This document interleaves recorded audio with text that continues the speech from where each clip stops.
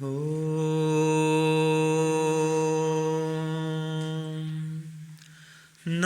तं विदाथ य इमा जजान। बोलिए। न तं विदाथ य इमा जजान अन्यत् युष्माकम् अन्तरं बभूव। अन्यत् युष्माकम् अन्तरं बभूव। निहारेण प्रावृता जल्प्या। निहारेण प्रावृता जल्प्या चाशुत्रिप उक्थसा सश्चरन्ति। चाशुत्रिप उक्थसा सश्चरन्ति।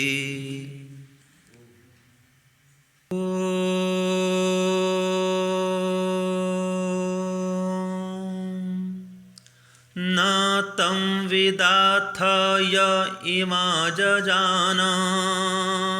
बोलिए। ओम। न तं विदाथ य इमा जजान अन्यत् युष्माकम् अन्तरं बभूव। अन्यत् युष्माकम् अन्तरं बभूव। निहारेण प्रावृता जल्प्या। निहारेण प्रावृता जल्प्या चाशुत्रिप उक्थसा सश्चरन्ति। चाशुत्रिप उक्थसा सश्चरन्ति। यह यजुर्वेद के 17वें अध्याय का 31वां मंत्र है। इस मंत्र में बताया गया है कि कौन व्यक्ति ईश्वर को नहीं जान पाते हैं, या हम लोग क्यों ईश्वर को जान नहीं पाते हैं। ईश्वर को जानने में क्या क्या विघ्न बाधाएं हैं जिनके कारण हम ईश्वर का साक्षात्कार नहीं कर पाते, ईश्वर का दर्शन नहीं कर पाते, या ये कहें समाधि नहीं लगा पाते। क्यों? तो आज का मंत्र इसका उत्तर देता है कि परमात्मा का दर्शन क्यों नहीं होता है। ठीक है जी। तो मंत्र क्या कहता है, क्यों नहीं होता है? देखो, न तम विदाथ। हे मनुष्यों, तुम उस परमात्मा को नहीं जान पा रहे हो, नहीं जानते हो। य इमा जजान, जिसने ये समस्त भुवनों को, विश्व ब्रह्मांड को बनाया है, जिसने निर्माण किया है, तुम उसको नहीं जान पा रहे हो। न तम विदाथ, तम मन उसको, किसको? उस परमात्मा को। न विदाथ, नहीं जानते तुम लोग, नहीं जान पा रहे हो। तो य इमा जजाना, जिस परमात्मा ने ये समस्त संसार को बनाया है, उसको तुम लोग नहीं जान पा रहे हो। क्यों? अब उत्तर आता है, क्योंकि अन्यत युष्माकम अंतरम बभुव। जो तुम्हारा अंतःकरण है, अन्यत बभुव, वो अन्य प्रकार का हो गया है, भिन्न प्रकार का हो गया है। अन्यत युष्माकम, युष्माकम माने जो तुम्हारा अंतर है, अंतःकरण है, हृदय है अथवा आत्मा है, मन है, बुद्धि है, प्रवृत्ति है, जो आपके संस्कार हैं। ठीक है। तो ये जो आपका अंदर का जो सारा वातावरण है ना जी, वो अन्यत बभुव, वो अभिन्न प्रकार का हो गया है, अन्य प्रकार का हो गया है, बदल गया है। किससे बदल गया है? ऋषियों से, महर्षियों से। जैसा उनका अंतःकरण था वैसा आपका अंतःकरण नहीं रहा है।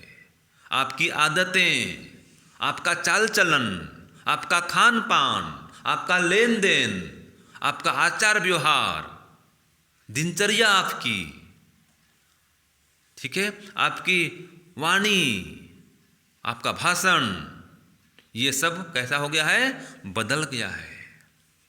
तो कैसा बदल गया है? इसमें झूठ घुस गया है, छल कपट घुस गया है, स्वार्थ आ गया है। ठीक है जी। और भौतिकता आ गई है, भौतिक विषयों में रमने की प्रवृत्ति आ गई है। इसलिए कहा है तुम्हारा जो अंतःकरण है वो भिन्न प्रकार का हो गया है। और निहारेण प्रावृता जल्प्या, तुम लोग निहार से, यह अज्ञान के कोहरे से, आजकल देखते हैं ठंड समय में प्रातःकाल कैसा होता है, चारों ओर कोहरा कोहरा हो जाता है। ऐसे जो तुम्हारा अंतःकरण है वो अज्ञान के कोहरे से ढक गया है, अविद्याग्रस्त हो गया है। अर्थात जो नित्य पदार्थ है उसको तुम नहीं देख रहे। नित्य कौन? परमात्मा। और नित्य कौन? हम जीवात्मा। तो तुम जीवात्मा परमात्मा को नहीं देख रहे हो। जो ये शरीर दिख रहा है नित्य, इसको मानते हो। ये शरीर तो अनित्य है, तो शरीर को तुम सब कुछ मानते हो।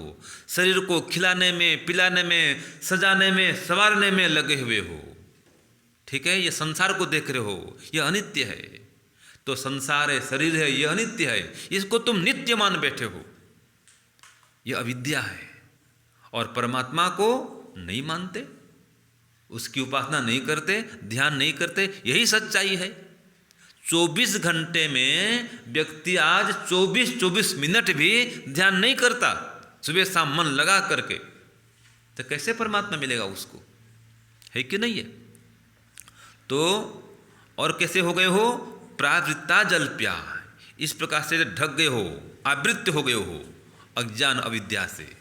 और जल्प्या, निरर्थक बात करते रहते हो, जल्पी हो गए हो। जल्पी माने बिना बकवास, बिना मतलब बोलने वाला, बकवास करने वाला, बिना मतलब वाद विवाद करने वाला, निंदा चुगली करने वाला, गपशप करने वाला, समय को बर्बाद करने वाला, बहस करते हुए, ऐसे तुम हो गए हो। तो ये शब्द जाल में तुम फंस गए हो, निरर्थक लगे हुए हो।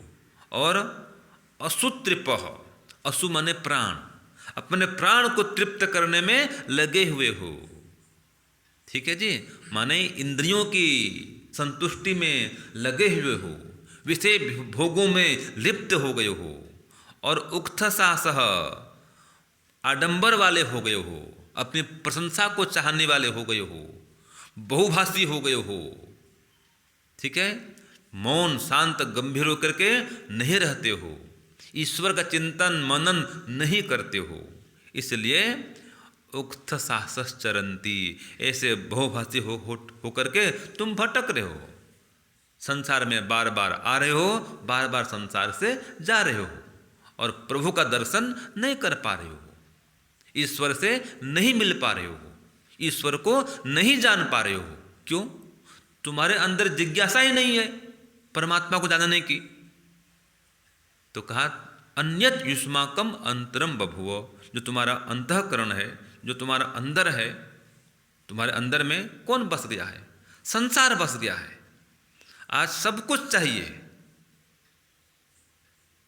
पत्नी चाहिए, पति चाहिए, पुत्र चाहिए, पुत्री चाहिए, पैसा चाहिए, पद चाहिए, प्रतिष्ठा चाहिए, लेकिन परमात्मा नहीं चाहिए। ऐसा तुम्हारा अंतःकरण हो गया है, इसलिए तुम परमात्मा को नहीं जान पाते हो। ठीक है जी। और जो तुम्हारा अंतःकरण है वो कैसा हो गया है? इस अंतःकरण में, ठीक है जी, कौन बसा हुआ है? संसार का सुख बसा हुआ है। तुम केवल संसार का सुख चाहते हो, परमात्मा का सुख नहीं चाहते हो। तुम्हारा अंतःकरण ऐसा हो गया है, जो दिख रहा है तुमको वही प्रिय होता है, जो अंदर परमात्मा है वो तुमको प्रिय नहीं है। तो जब तक हमको परमात्मा प्रिय नहीं होगा तब तक हमको परमात्मा नहीं मिलेगा। तो हम परमात्मा से क्यों नहीं मिल पाते हैं, क्यों जान नहीं पाते हैं? क्योंकि हम संसार में रमे हुए हैं, संसार में ही उलझे हुए हैं, सांसारिक विषयों में ही आसक्त हुए हैं, और परमात्मा को प्राप्त करना ही नहीं चाहते। हमको परमात्मा की भूख नहीं है, हमको परमात्मा की जिज्ञासा नहीं है। तो परमात्मा जानता है इसको तो मुझे या मेरी पड़ी नहीं है, मतलब इसको तो मैं नहीं चाहिए, मुझे इसकी आवश्यकता नहीं, मुझे इसको पाने की आवश्यकता नहीं है।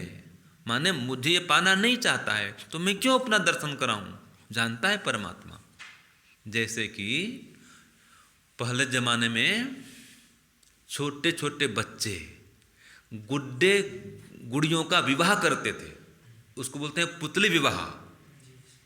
जानते हैं आप? क्यों रवजी भाई जी यहाँ करते थे ना। आप ढिंगला ढिंगली बोलते हैं गुजराती में, कच्छ में से बोलते हैं ढिंगला ढिंगली बोलते हैं पुतली को, ठीक है। तो पहले बच्चे से खेलते थे लकड़ी के गुड्डे गुड़िया में, मिट्टी के गुड्डे गुड़िया में, और उनका विवाह भी कराते थे। तो उसमें वो लगे रहते बच्चे, खेल कूद में, खिलौने में लगे हुए हैं, वो कहाँ ध्यान उपासना करें। तो पहले के जो बच्चे थे ये गुड्डे गुड़िया के विवाह में, खेल कूद में, ऐसे ऐसे काम में लगे होते थे, बचपन के काम में, लड़कपन के काम में लगे होते थे। तो वो बच्चे तो ठीक है गुड्डे गुड़िया के विवाह में लगे हुए हैं, लेकिन आज के जो बड़े हैं वो क्या कर रहे हैं, ये भी तो सब विवाह शादी में लगे हुए हैं। इतना अंतर है कि वो जो छोटे बच्चे होते हैं वो पुतली में खेलते हैं, ये वास्तविक पुत्र पुत्री में खेलते हैं, इतना ही अंतर है। वो नकली शादी विवाह करते हैं, ये असली विवाह करते हैं। असली विवाह माने साक्षात अपने बेटा बेटी का विवाह करेंगे, धन इकट्ठा करेंगे इसके लिए, है कि नहीं। वर वधू खोजेंगे, रिश्ता तय करेंगे, सामान खरीदेंगे। तो सारा जीवन बीत रहा है जीने की तैयारी में, ये सब तैयारी करेंगे, शादी ब्याह की तैयारी करेंगे, सब कुछ की तैयारी करेंगे, लेकिन परमात्मा को पाने की तैयारी नहीं करेंगे। इसलिए परमात्मा को नहीं पा सकते हैं। तो परमात्मा को पता है जब तक ये खेल रहे हैं, परमात्मा बोलता है खेलने दो, इनका मन तो संसार में लगा हुआ है, मेरी आवश्यकता इनको नहीं है। तो परमात्मा अपना दर्शन नहीं देता है। जैसे कि और छोटे बच्चे होते हैं, 4 पैर में चलते हैं, पता है ना, दोनों हाथ दोनों पैर को करके जमीन में यहाँ से वहाँ घूमते रहते हैं, कुछ भी खेलते रहे, घुटने बल चलते रहते हैं। तो जब तक वो बच्चे रोते नहीं हैं, माँ क्या सोचती है, बेटा खेल रहा है खेलने दो। माँ समझती है अभी भूख नहीं लगी है, इसलिए नहीं रो रहा है, खेलता है खेलने दो। जब वो रोता है तो फिर उसको कुछ भी खिलौना दो, वो मानता नहीं है, रोता ही रहता है, चुप नहीं होता है, जब तक उसको माँ गोद में नहीं लेती है और दूध नहीं पिलाती है, तब तक वो रोते रहता है। तो इसी प्रकार से जब तक हम संसार में खेल रहे हैं तो परमात्मा क्या बोलता है, खेलते रहो। जब तक हम उसको नहीं पुकारेंगे तो आर्त स्वर से, उसके लिए रोएंगे नहीं, उसके लिए कभी आंख में आंसू आते हैं आपके, देखो। तो जब तक परमात्मा को पाने के लिए आपकी आंखें नम नहीं होती हैं, हृदय द्रवित नहीं होता है, करुणा के भाव नहीं फूटते हैं, पत्थर दिल हृदय बना हुआ है, इसमें दया नहीं है, धर्म नहीं है, दान नहीं है, भक्ति नहीं है, सेवा नहीं है, स्वाध्याय नहीं है, साधना नहीं है, सत्संग नहीं है, परोपकार नहीं है, कठोर हृदय बना हुआ है, पाषाण हृदय बना हुआ है, तो परमात्मा नहीं मिलने वाला है।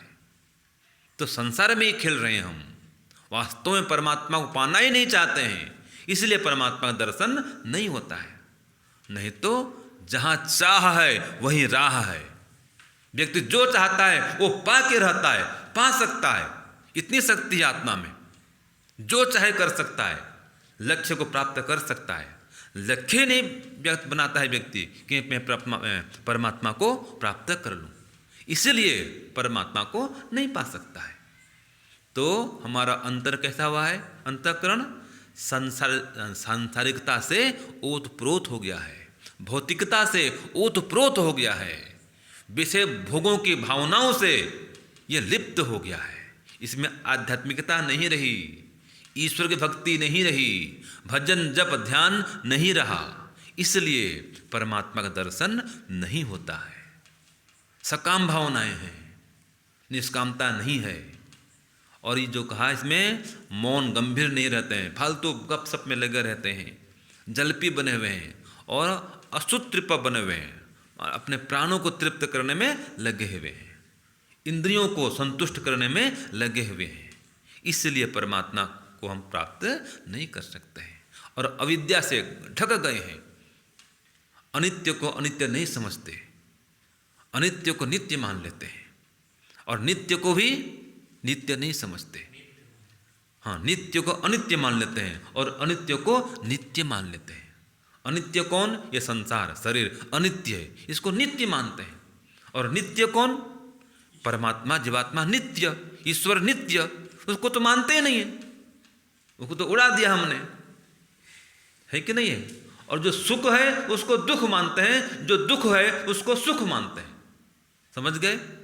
सुख को दुख मानते हैं और दुख को सुख मानते हैं। इसका मतलब क्या है? सुख किस में है? वास्तव में ईश्वर की भक्ति में सुख है, त्याग में तप में सुख है, सेवा में सत्संग में सुख है, इसमें दुख मानते हैं। और वास्तव में जिसमें दुख है उसमें सुख मानते हैं। धन कमाने में सुख है क्या? वास्तव में बहुत दुख है, लेकिन उसमें सुख दिखता है हमको। हाँ, धन कमाओ, पैसा कमाओ, पत्नी में पुत्र में हमको सुख दिखता है, जबकि वहाँ दुख है। शरीर में हमको सुख दिखता है, जबकि शरीर तो दुख का भंडार है। शरीरम व्याधि मंदिरम, ये रोगों का घर है, कूड़े का ढेर है। ये हमको ये सुखदायी लगता है शरीर, अपना शरीर भी और दूसरों का शरीर भी। बस ये अविद्या है, हम इससे ढके हुए हैं। और ये शरीर अशुद्ध है, संसार भी अशुद्ध है, हम इसको शुद्ध मानते हैं। अपने शरीर को, अन्यों के शरीर को हम शुद्ध मानते हैं। यह अज्ञान का पर्दा हम पर पड़ गया है, इससे ढके हुए हैं, इसलिए परमात्मा को जान नहीं पाते हैं। और चित्त हमारा चंचल बना हुआ है, तो चित्त चंचल है, मन अशुद्ध है, अंतःकरण अपवित्र है, तो उसमें परमात्मा का दर्शन नहीं हो सकता है। जैसे कि पानी अगर मटमैला हो, ठीक है, गंदला हो, गंदा हो, और उसमें थोड़ा हलचल भी हो रहा हो, कोई डाल दे पत्थर, उसमें लहरें आ रही हैं, तो पानी में क्या है? लहरें आ रही हैं। पानी गंदा है, उसमें चेहरा दिख नहीं सकता है। तो इसी प्रकार से मन भी कैसा हो गया है? गंदा हो गया है, मन चंचल हो गया है, तो परमात्मा का दर्शन नहीं हो सकता है। तो दर्शन कब होगा? जब मन को स्थिर करेंगे, मन को पवित्र करेंगे। तो जैसे शुद्ध दर्पण में, साफ दर्पण में हम अपने चेहरे को देख सकते हैं, ऐसे शुद्ध अंतःकरण में, भक्ति से ओतप्रोत अंतःकरण में हम परमात्मा का दर्शन कर सकते हैं।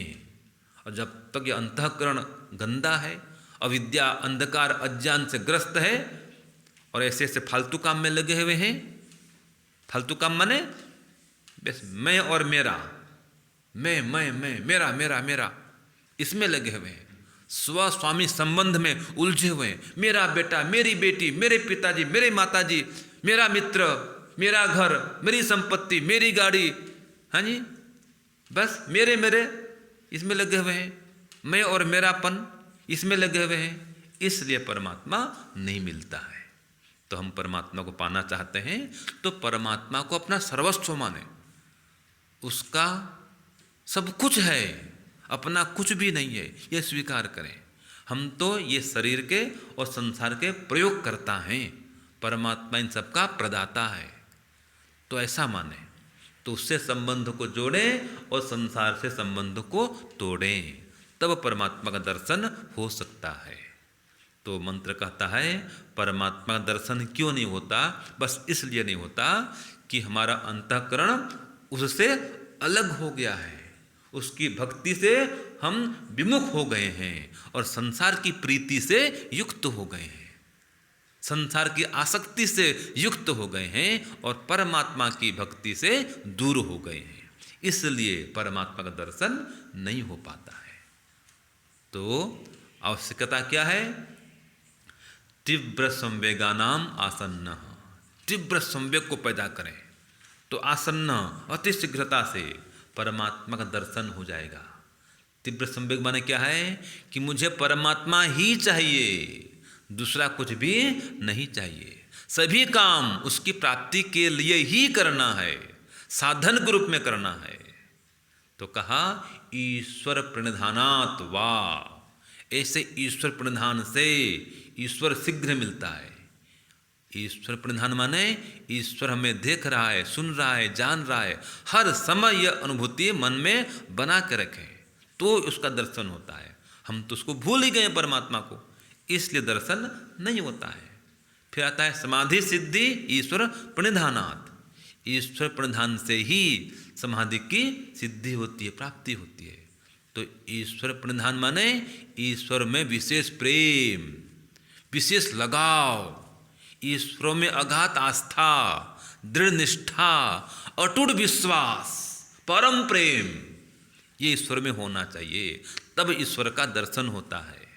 और आज तो परमात्मा में प्रेम है ही नहीं।